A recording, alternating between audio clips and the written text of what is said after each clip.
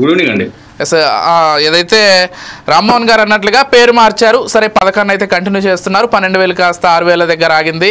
దీంతో పాటుగా గత రాత్రి నిజంగానే డబ్బులు పడలేదు. సరే ఇవన్నీ పక్కన పెడితే మీరు గతంలో ఇష్టారీతిన భూస్వాములకి అనుకూలంగా ఈ పథకాలన్నీ కూడా పెట్టారు. ఎవరికి ఎంత భూమి ఉన్నా కానీ వేసేటువంటి ఒక పరిస్థితి ఉండేది. అది కూడా సాగులో లేనటువంటి భూమికి కూడా డబ్బులు వేసేసి ప్రజాధనాన్ని వృధాగా పోగొట్టారనేటువంటి విమర్శ ఆ రోజు కాంగ్రెస్ చేసింది. వాటన్నిటిని కూడా సరిదిద్దుకుంటూ ఈరోజు సాగులో ఉన్నటువంటి భూమికే వేస్తున్నాం. ఖచ్చితంగా సాగులో లేనటువంటి భూమికి ఎవరైనా కానీ మంజూరు చేస్తే అవసరమైతే వాళ్ళపైన చర్యలు కూడా తీసుకుంటామంటూ ప్రభుత్వం హెచ్చరించింది కూడా. బట్టి విక్రమార్క గారు అదే మాటను కూడా స్పష్టం చేశారు. అసలు మొత్తంగా ఈ అంశానికి సంబంధించి ఎలా చూస్తారు? రాష్ట్ర ప్రభుత్వం తీసుకున్నటువంటి నిర్ణయాలపైన మీ అభిప్రాయం ఏంటి? ఇప్పుడు మొదటిగా ప్యానెల్లో నాకన్నా వయసులో, రాజకీయంలో, అన్నిట్లో చాలా సీనియర్స్ ఉన్నారు, కూర్చున్నారు.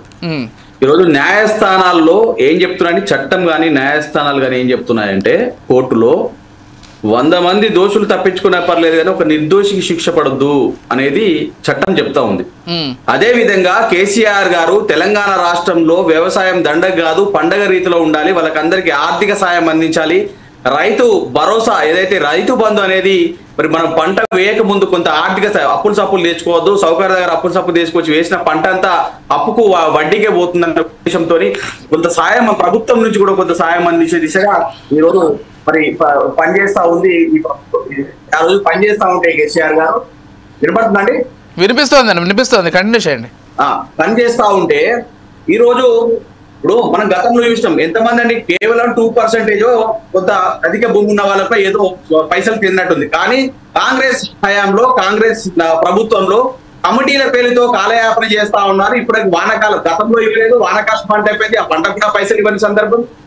వాళ్ళు ఎంత బాకీ ఇప్పటి వరకు 17,500 రూపాయలు ఆల్రెడీ బాకీ ఉన్నారు ప్రజలకు, రైతాంగానికి సకాలంలో విత్తనాలు ఇవ్వలేదు, సకాలంలో కరెంట్ అందించలేదు, సకాలంలో నీళ్లు ఇవ్వలేదు. అన్ని విధాలుగా ప్రజాపాలన అని చెప్పుకుంటూ ఈరోజు రైతాంగాన్ని నిర్దాక్షిణ్యంగా మోస పార్టీ ఏదైతే ఉందంటే అది కేవలం కాంగ్రెస్ పార్టీ.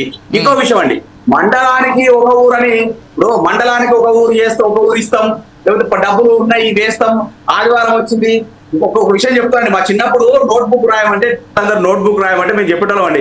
మేడం రేపు రాస్తాం మేడం, సార్ ఎల్లుండి రాస్తాం సార్ దసరా వచ్చి సార్ దసరా తెల్ల రాస్తాం సార్ అంటే కొంచెం సిల్లీ సమాధానాలు చెప్పేవాళ్ళు. అలా అదే విధంగా ఈరోజు ఈ కాంగ్రెస్ నాయకులు, ఈ కాంగ్రెస్ ప్రభుత్వం, రేవంత్ రెడ్డి గారు కానీ, బట్టి విక్రమార్క గారు కానీ వీళ్ళందరూ కూడా ఏం మాట్లాడుతున్నారు?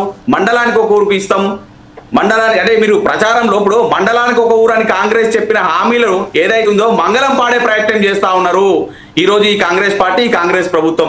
మీరు మండలానికి ఒకరికే ప్రచారం చేయడానికి వేయరా? మండలానికి ఒకే ప్రదేశానికి మీరు గ్యారంటీలు చెప్పిరా?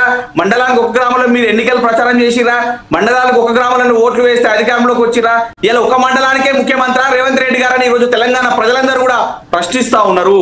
ఈ రోజు అంటే కేవలం తప్పించుకోవడానికి అంటే సతీష్ గారు ఒక మండలానికి పరిమితం చేస్తానైతే చెప్పట్లేదు కదా.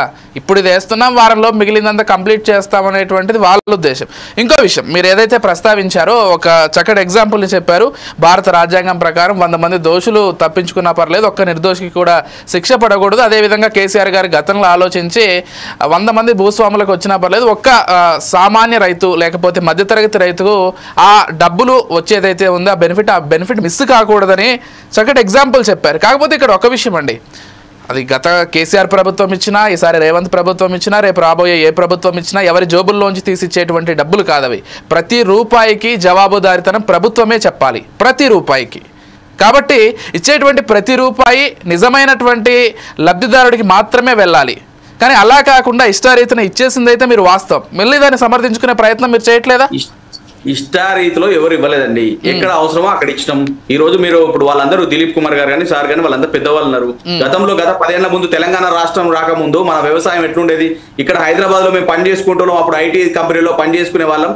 ఇంటికి పోదామంటే నా పక్క పొంటి, అప్పుడు నేను చాలా చిన్నోని, చాలా మంచి ఎగ్జాంపుల్ చెప్తున్నాను మీకు. నేను చాలా చిన్నోని, అప్పుడు నా పక్క పొంటి అన్న వాళ్ళు నా కంపెనీలోనే వాళ్ళకు పిల్లలు ఉన్నారు. వాళ్ళ అన్న వాళ్ళు ఇంటికి వెళ్తలేరా అంటే, వదిన ఇంటికి అద్దంటుందిరా, కరెంట్ రూట్లేదు, పిల్లలకి ఇబ్బంది అవుతుంది అన్న సందర్భం. అన్న ఇంటికి వెళ్ళి మరి ఇంటికాడ 2 ఎకరాలు 3 ఎకరాల పొలం ఉంది చేసుకోవా అన్న అంటే, ఏం వెళ్తాం రా, ఈ ఉన్న డబ్బులు వచ్చిన శాలరీ అక్కడ పెడితే మనకు ఆదాయం ఏం రాదురా, పంట పొలాలు ఇవ్వడం వేస్ట్ అనే సందర్భం. ఆ రోజు నుంచి ఈ రోజు కేసీఆర్ గారి ప్రభుత్వంలో 10 ఏళ్ల ప్రభుత్వంలో ఇటు కాళేశ్వరం పేరుతో ఎన్నో రకాలుగా లక్షలాది ఎకరాలకు నీళ్లు వచ్చే విధంగా సాగును అందించే విధంగా మరి నీరు సాగుతే ఈ రోజు ఎంత అద్భుతమైన పంటలు పండాయి. గోదాములు సరిపోలేదండి, గోదాములు సరిపోలేదు మన రైస్ పెట్టుకోవడానికి. ఈ రోజు తెలంగాణ రాష్ట్రంలో పరిస్థితి ఎట్లా ఉందండి? మీరు మేమనడం కాదు, ఇదే కోమటిరెడ్డి రాజగోపాల్ రెడ్డి గారు ఏమన్నారు నిన్న, ఏమన్నారండి? ఆయనే కదా ప్రజాముఖంగా ప్రజల ముందు ఎట్లా ఉన్నారంటే కేసీఆర్ గారిని అందరు పొగుడుతా ఉన్నారు, కేసీఆర్ గారిని అందరు మెచ్చుకుంటా ఉన్నారు, కేసీఆర్ గారి పాలనలోనే బాగా ఉంది కదా అంటే, అండ్ ప్రజలను అడిగితే ప్రజలు కూడా అవునంటే అట్లే అంటారు. ఈ కాంగ్రెస్ ప్రభుత్వం చెత్త ప్రభుత్వం, ఈ కాంగ్రెస్ ప్రభుత్వం అవగాహన లేని ప్రభుత్వం అని చెప్తా ఉన్నారు. వీళ్ళు కేవలం ఏంది, వీళ్ళు పదవులు కాపాడుకోవడానికి, వీళ్ళు ఆస్తులు సంపాదించుకోవడానికి ఈ ప్రభుత్వం, కాంగ్రెస్ ప్రభుత్వం పరిపాలన చేస్తుంది తప్ప ప్రజల పక్షాన లేదు, రైతాంగంలో లేదు. ఈ రోజు ఎక్కడ చూసినా కూడా మీరు చూస్తా ఉండండి, కేవలం రైతులను మోసం చేసిరు, ఇటు నేతన్నలను మోసం చేసిరు, ఇటు ఆటో అన్నలను మోసం చేసిరు. ఆఖరికి గురుకులాల్లో పిల్లలకు తిండి పెట్టలేక గురుకులాల్లో పిల్లలు కూడా 53